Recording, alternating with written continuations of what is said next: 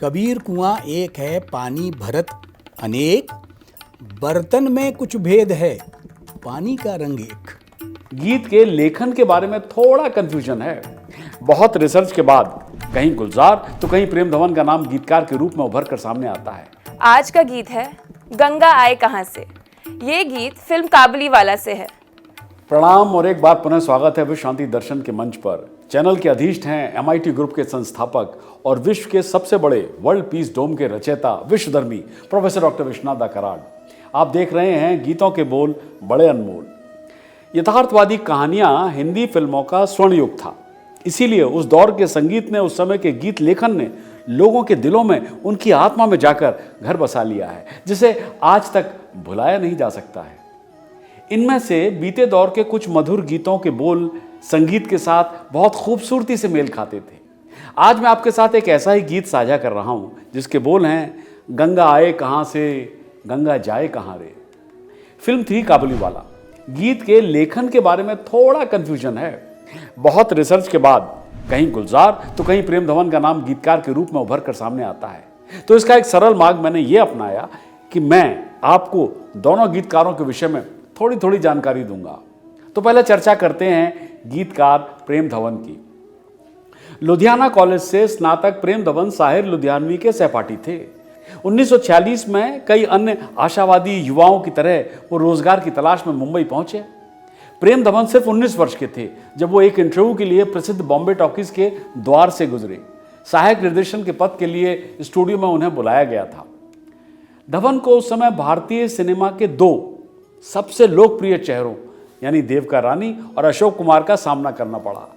Interview के बारे में ज्यादा जानकारी नहीं है, लेकिन धवन को गीतकार के रूप में रोजगार अवश्य मिला और फिर 1946 में बनी फिल्म जिद्दी से उनका सिनेमा में सफर शुरू हुआ। बहुत प्रतिभाशाली कलाकार धवन उन विशिष्ट व्यक्तियों के समूह में से थे जिन्होंने हिंदी सिनेमा को उसके स्वर्ण युग के दौरान समृद्ध किया। जो चीज उन्हें अपने समकालीनों से अलग करती थी वो थी उनके व्यक्तित्व के कई पहलुओं को जोड़ने की उनकी एक क्षमता। एक लेखक के रूप में वो प्रगतिशील थिएटर आंदोलन से जुड़े थे जो हिंदी सिनेमा में व्यापक रूप से फैल रहा था। इप्टा की बात कर रहा हूं मैं, जी हाँ, इंडियन पीपल्स थिएटर एसोसिएशन। वो उदय शंकर की प्रसिद्ध नाट्य मंडली के पूर्व सदस्य शांति राय बर्दन जैसी हस्तियों के संपर्क में आए। उन्होंने पंडित रविशंकर के संरक्षण में शास्त्रीय संगीत भी सीखा। ये कौशल, ये सब कुछ हिंदी सिनेमा में उनकी यात्रा के दौरान खूब काम आया। अंदाज 1949 में बनी फिल्म, तराना 1951 में, काबुलीवाला 1961 में और शहीद 1965 में। इन फिल्मों के गीतों के गीतकार प्रेम धवन का कोरियोग्राफर के रूप में भी करियर काफी सफल रहा। 1954 में बनी के अब्बास की फिल्म मुन्ना में उन्होंने डांस मास्टर के रूप में उन्हें श्रेय मिला पहली बार। कितने सारे उन्होंने हेड्स लगा रखे थे। के अब्बास को धवन के रूप में एक सक्षम सहयोगी मिला जिनकी स्वाभाविक हरकतें उनकी स्वाभाविक फिल्म निर्माण की शैली के साथ एकदम मेल खाती थी। 1959 में बनी विजय भट्ट की फिल्म गूंज उठी शहनाई में प्रेम धवन ने राजेंद्र कुमार के लिए डांस स्टेप्स का निर्देशन किया। यह भी एक कमाल ही था। फिर भी एक गाना उड़े जब जब जुल्फें तेरी, जो अपनी रचना शैली और हिंदी सिनेमा में महत्व के लिए जाना जाता है, वो 1957 में बनी फिल्म नया दौर का है। प्रेम धवन की नृत्य कोरियोग्राफी ने इस गीत में चार चांद लगा दिए। प्रेम धवन एक ऐसे गीतकार थे, एक ऐसे व्यक्ति थे जो शब्दों की संगीतमयता से खूब परिचित थे और फिर इसी गुण ने उन्हें हिंदी सिनेमा के कुछ सबसे प्रसिद्ध गीतों का हिस्सा बनने में सक्षम बनाया। चाहे वो फिल्म काबुलीवाला का गीत ऐ मेरे प्यारे वतन हो या फिर जिसकी चर्चा हम आज कर रहे हैं गंगा आए कहां से, गंगा जाए कहां रे। तो आज इसी गीत में ढूंढेंगे अध्यात्म। चर्चा में भाग ले रहे हैं डॉक्टर सुनील देवधर हमेशा की तरह, और विश्व शांति दर्शन की एक नई खोज है आपके सामने। इस बार नाम है गौरी श्रीवास्तव। आप देख रहे हैं गीतों के बोल बड़े अनमोल।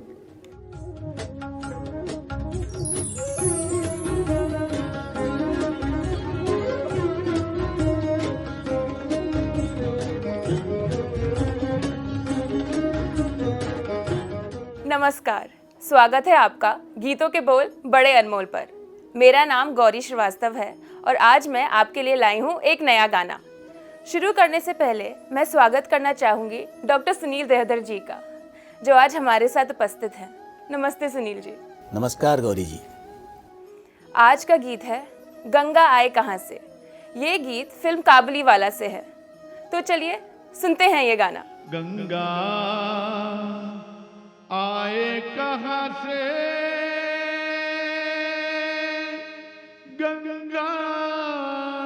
जाए कहाँ रे,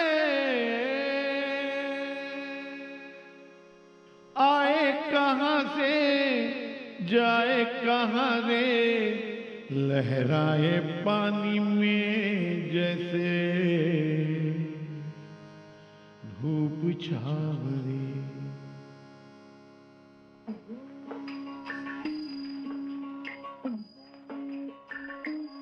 गंगा आए कहाँ रे, गंगा जाए कहाँ रे, लहरा पानी में जैसे धूप छाव में।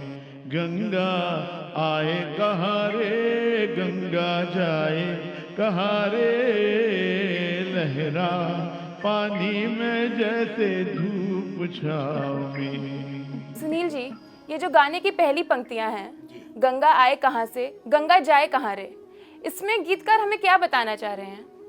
गौरी जी, प्रश्न आपका बहुत खूबसूरत है। सवाल यह है कि प्रश्न उपस्थित होना स्वाभाविक है। गंगा आए कहाँ से? आपने वो पौराणिक कथा सुनी होगी ना कि राजा भगीरथ ने तपस्या की और राजा भगीरथ की तपस्या के कारण गंगा पृथ्वी पर अवतरित हुई। अब उसका जो प्रवाह था उसे रोके कौन? क्योंकि जिस प्रवाह से वो पृथ्वी तल पर आने वाली थी तो फिर भगवान शंकर से प्रार्थना की गई। तो भगवान शंकर ने अपनी जटाओं के माध्यम से उसके प्रवाह को रोका और इस तरह से गंगा पृथ्वी तल पर अवतरित हुई। ये एक पौराणिक कथा है और इसीलिए उसे भगीरथ के प्रयत्नों से अवतरित हुई, इसीलिए उसे कहते हैं गंगा भागीरथी। जैसे हम कहते हैं ना कि वासुदेव कृष्ण, तो वसुदेव के पुत्र होने के कारण हैं वो वासुदेव। तो इस तरह से गंगा का अवतरण हुआ और इसीलिए जब आप चित्र में देखते हैं शंकर के, तो वहाँ गंगा वहाँ से प्रवाहित हो रही है। और इसीलिए गंगाष्टक में वाल्मीकि ने कहा है कि माता शैलसुतास पत्नी वसुधा श्रृंगार हारावली स्वर्गारोहण वैजयंती भवती भागीरथी प्रार्थये। तो इस तरह से उन्होंने गंगा भागीरथी की प्रार्थना की है कि वो उसकी तरफ देखते हुए, उसके जल का प्राशन करते हुए, उसका नाम स्मरण करते हुए ही वो अपने आप को पूर्ण और समर्पित मानते हैं। Thank you sir. और मैं पूछना चाहूँगी कि इस गाने में गंगा किसको सिंबलाइज कर रही है? इस गाने में गंगा किसको सिंबलाइज कर रही है स्पष्ट है कि वैसे आप ये देखिए कि फिल्मी गानों में एक बेस लिया जाता है। तो ये फिल्म काबुलीवाला, यही आपने जिक्र किया ना, तो काबुलीवाला और ये गंगा एक प्रतीक के रूप में है। और इसमें अगली पंक्ति जब आती है जिसमें ये कहा गया है कि लहराए पानी में जैसे धूप छाँव रे, तो धूप छाँव क्या है? जीवन में धूप छाँव, जैसे अगर पानी पर जब लहर पर किरण पड़ती है तो कभी वो थोड़ा उजाला और कभी वो थोड़ी छाया दिखाई देती है। तो इसी तरह से जीवन में कभी दुख है और कभी सुख है। तो धूप छाँव की तरह ही हमारा जीवन भी है। तो प्रश्न वही है कि गीतों में बहुत सी बातें उस प्रतीक रूप में हमारे सामने आती हैं जो जब हम फिल्म देख रहे होते हैं तो जिस तरह से फिल्माया गया है वो वहाँ नहीं होता, जो शब्दों में छुपा होता है। Thank you sir. आगे का गाना सुनते हैं। रात कारी दिन उजियारा मिल गए दोनों साए,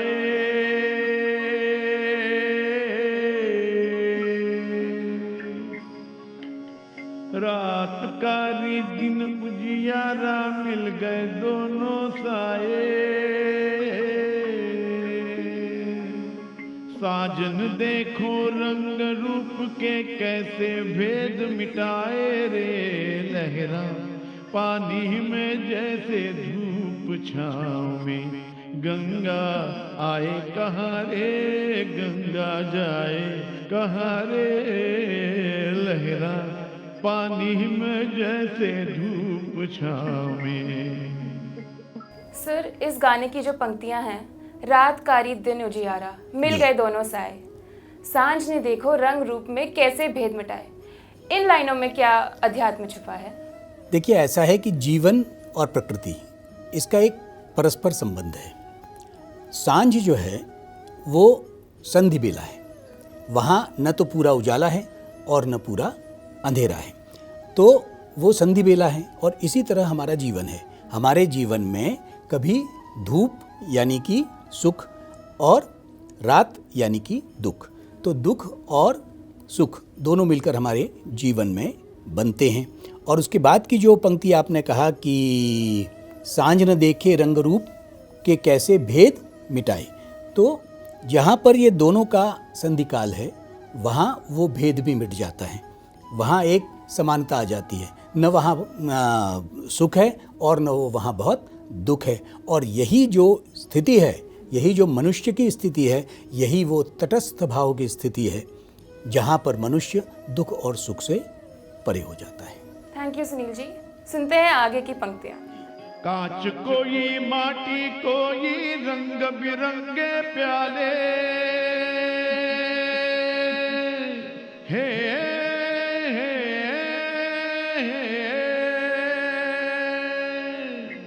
कांच कोई माटी कोई रंग बिरंगे प्याले, प्यास लगे तो एक बराबर जिसमें पानी डाले रे लहरा, पानी में जैसे धूप छावरे, गंगा आए कहाँ से गंगा जाए कहाँ रे लहरा, पानी में जैसे धूप छावरे। ये जो लाइन है, कांच कोई माटी कोई रंग बेरंगे प्याले, यहाँ पर गीतकार मनुष्य की बात कर रहा है, राइट? मनुष्य की बात कर रहा है क्योंकि जैसा हमने पहले कहा कि मनुष्य प्रकृति से अलग नहीं है। मिट्टी की बात करें या कांच की बात करें, दोनों ही ऐसे पदार्थ हैं कि उनका जब आकार प्याले में आता है तो वहाँ जो पानी है वो तो एक रूप हो जाता है और वो प्यास बुझाता है। वो कबीर कहते हैं ना कि कबीर कुआं एक है, कबीर कुआं एक है पानी भरत अनेक, कबीर कुआं एक है पानी भरत अनेक, बर्तन में कुछ भेद है पानी का रंग एक। तो पानी का रंग तो एक ही है और बर्तन का जो भेद जो आपने कहा वो बर्तन का भेद है। इसी तरह से मनुष्य की जाति में, मनुष्य के सोच में, मनुष्य के विचार में, हमारे धर्मों में अनेक प्रकार हैं, लेकिन अंततः ईश्वर एक है। Thank you sir. अब आगे की लाइनें सुनते हैं। नाम कोई बोली कोई लाखों रूप और चेहरे, ओ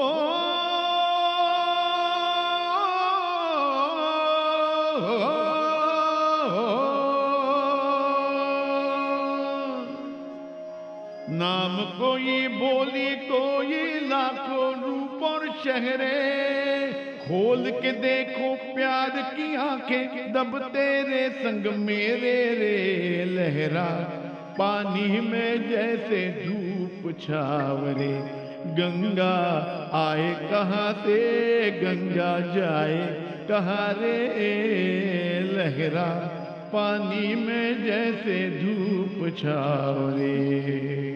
ये जो आखिरी पंक्तियां हैं, खोल के देखे प्यार की आंखें सब तेरे सब मेरे, इसका अर्थ मैं सही से नहीं समझी। खोल के देखे प्यार की आंखें, यहाँ हम शेख फरीद की लाइनों का उल्लेख करना चाहेंगे, क्योंकि जब मन की आंखें खुलती हैं तभी आप ईश्वर से तादात्म्य स्थापित कर पाते हो।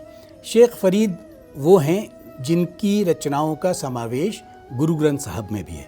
आप जानती हैं कि गुरु ग्रंथ साहब जो है वो केवल अकेले एक किसी की रचना नहीं है, वहाँ नामदेव हैं, वहाँ शेख फरीद हैं, वहाँ मलूक दास हैं, वहाँ कबीर हैं, तो इन सब को मिलाकर गुरु ग्रंथ साहब की रचना हुई है।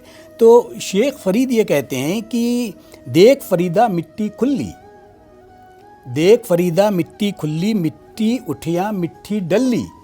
इसका अर्थ भी हम आपको स्पष्ट करेंगे। देख फरीदा मिट्टी खुल्ली, मिट्टी उठिया मिट्टी डल्ली, मिट्टी हंसिया मिट्टी रोवे, अंत मिट्टी दा मिट्टी होवे। तो अब मिट्टी खुल्ली यानी क्या मतलब हुआ कि कब्र खुद गई, क्योंकि जो इस्लाम का सिस्टम है उसमें दफन करते हैं। तो मिट्टी खुल्ली यानी कि कब्र खुद गई। उसके बाद में मिट्टी डल ली, यानी ये जो लाश है, ये देह जो है उसके अंदर समा दी जाती है और उसके ऊपर मिट्टी डाली जाती है ना, जिसको कहते हैं हम लोग कि वो सब लोग थोड़ी थोड़ी मिट्टी डालते हैं। फिर वो कहते हैं कि मिट्टी हंसियाँ मिट्टी रोवे, तो मिट्टी ये देह जो हमारा है यही रो रहा है, यही हंस रहा है कि नहीं। और फिर मिट्टी मिट्टी में ही मिल गई है, क्योंकि देह रूपी हमारा जो ये है ये तो मिट्टी है। और इसीलिए वो बात कही जाती है कि न मंदिर से गरज उसको, न मस्जिद से मतलब है, यानी मंदिर मस्जिद से कोई मतलब नहीं, न मंदिर से मतलब उसको, न मस्जिद से कोई गरज, जो आशिक है तेरा न इसका है न उसका है। यानी ईश्वर की प्राप्ति अगर आपको करनी है तो न तो मंदिर आड़े आता है न मस्जिद आड़े आता है। और इसीलिए इस गीत में कि खोल के देखो प्यार की आंखें, तो वो प्रेम कौन सा है? वो प्रेम वही ईश्वरीय प्रेम है, जहाँ जब आप अपने मन की आंखों से उस ईश्वर की ओर देखते हो और तटस्थ भाव से देखते हो, जहाँ आपकी कोई मांग नहीं है। क्योंकि कई बार हम बड़ा धोखा देते हैं, हम मांग रहे होते हैं और हम सोचते हैं हम प्रार्थना कर रहे हैं, तो वो प्रार्थना नहीं होती, वो हमारी डिमांड होती है।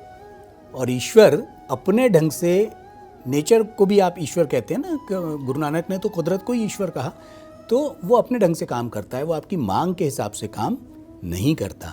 इसलिए खोल के देखो प्यार की आंखें, कि जब आप अपनी अंतश्चेतना में उस ईश्वर का रूप उस तरह से देखते हैं, तब आपको आपकी प्राप्ति जो अभीष्ट है वो मिलता है। Thank you sir. We are all so different. हमारा रंग, रूप, बैकग्राउंड, कल्चर, रिलीजन, कितनी सारी विविधताएं हैं हम सब में। And I think it is important to understand कि we should know when to put those differences aside. After all we may be different, but at the end हम सब एक ही हैं। तो इसी सोच पर आज का एपिसोड समाप्त करते हैं। फिर मिलेंगे अगले हफ्ते। देखते रहिए गीतों के बोल बड़े अनमोल।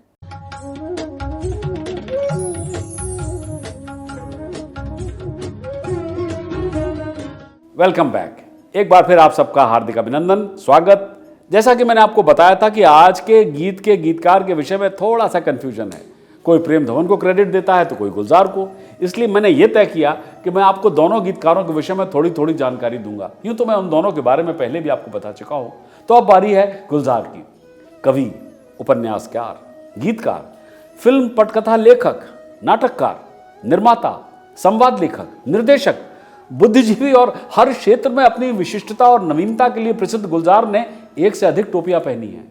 चाहे कविता हो या गद्य, उनकी विशिष्ट अभिव्यक्ति ने जीवन की यात्रा में नित नए पहलुओं और भावनाओं को लाने में खूब मदद की है। साहित्य और भारतीय फिल्म उद्योग के क्षेत्र में उनके अद्वितीय योगदान के लिए उन्हें पुरस्कारों और प्रशंसाओं की एक लंबी उनकी अंतहीन श्रृंखला है उनके पास। उन्हें ऑस्कर, दादा साहब फाल्के पुरस्कार, ग्रैमी पुरस्कार और 21 बार फिल्म फेयर पुरस्कार के लिए नॉमिनेट किया गया। राष्ट्रीय एकजुटता के लिए इंदिरा गांधी पुरस्कार, साहित्य के लिए साहित्य अकादमी पुरस्कार और भारत के तीसरे सर्वोच्च नागरिक पुरस्कार पद्म भूषण से भी उन्हें सम्मानित किया गया है। फिल्मों में अपार सफलता और प्रसिद्धि के बावजूद उन्होंने गंभीर साहित्य से खुद को कभी दूर नहीं किया। प्रारंभ में उनकी साहित्यिक रचनाएं पाकिस्तानी पत्रिकाओं में छपी। फनूवन के संपादक अहमद नदीम कासमी ने विशेष रूप से युवा कवि को संरक्षण और मार्गदर्शन दिया। बाद में गुलजार ने उन्हें अपने बाबा या पिता तुल्य व्यक्ति के रूप में स्वीकार किया। गुलजार, जिनका असली नाम संपूर्ण सिंह कालरा है, उनका जन्म 18 अगस्त 1934 को अविभाजित भारत के झेलम जिले के दीना गांव में हुआ था। उनके पिता का नाम माखन सिंह था, जो एक छोटा सा व्यवसाय चलाते थे। गुलजार जब दूध मुँहे बच्चे थे, बहुत छोटे थे, तभी उनकी माँ की मृत्यु हो गई और उनकी सौतेली माँ उनके साथ अच्छा व्यवहार नहीं करती थी। इसलिए गुलजार अपना अधिकतर समय अपने पिता की दुकान पर ही बिताते थे। उन्हें पाठ्य पुस्तकों में ज़्यादा रुचि नहीं थी और इंटरमीडिएट में असफल भी रहे, लेकिन उन्हें साहित्य में रुचि थी और बचपन से वो रविन्द्रनाथ टैगोर और शरद चंद्र से गहराई से जुड़े हुए थे और उनके वो पसंदीदा लेखक भी थे। अपने लंबी फिल्मी कैरियर के साथ साथ गुलजार साहित्य के क्षेत्र में भी नए मील के पत्थर स्थापित करते रहे। उन्होंने अपने इनोवेशन से इसे नया जीवन भी दिया। पिछले कुछ समय से उनकी बच्चों की कविता और गद्य में गंभीर रुचि रही। जंगल बुक जो 1980 के दौर में आई थी, उसका शीर्षक गीत जंगल जंगल बात चली है, पता चला है, चड्डी पहन के फूल खिला है, खूब प्रचलित रहा। जंगल जंगल बात चली है,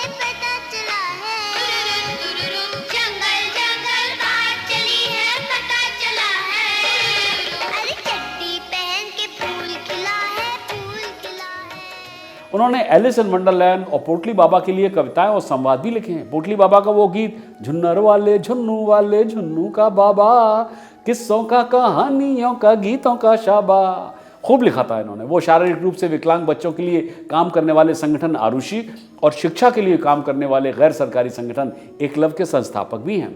और फिर अप्रैल 2013 में उन्हें असम विश्वविद्यालय का चांसलर नियुक्त किया गया।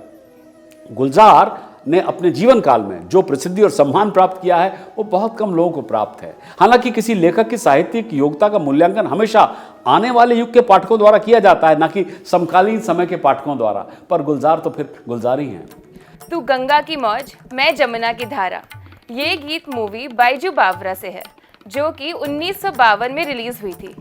हम दर्द का अफसाना दुनिया को सुना देंगे, हम दर्द का अफसाना दुनिया को सुना देंगे, हर दिल में मोहब्बत की एक आग लगा देंगे। तो ये जो नदियां हैं ये हमारे जीवन का अभिन्न अंग हैं और हम इनके साथ ही अपने संस्कारों को भी मिला जुला देखते हैं। तो गुलजार और प्रेम धवन की इसी जानकारी के साथ मैं देता हूं अपनी वाणी को विराम। अगली बार ढूंढेंगे अध्यात्म फिल्म बैजू बावरा के गीत तू गंगा की मौज में जमुना की धारा। गीतकार हैं शकील बदायूनी। और सब्सक्राइब कीजिए, साझा कीजिए और विश्वास बनाए रखिए विश्व शांति दर्शन में।